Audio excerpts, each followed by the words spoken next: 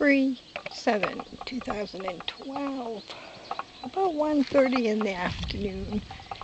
I'm going to walk out to the mailbox.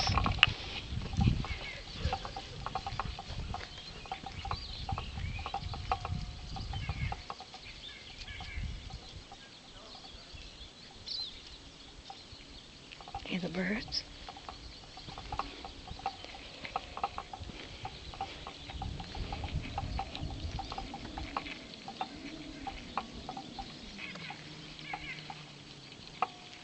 The roosters are just so loud, aren't they? I gotta walk down and check their horses' bets. It's a mailbox. And there's my big fur kids.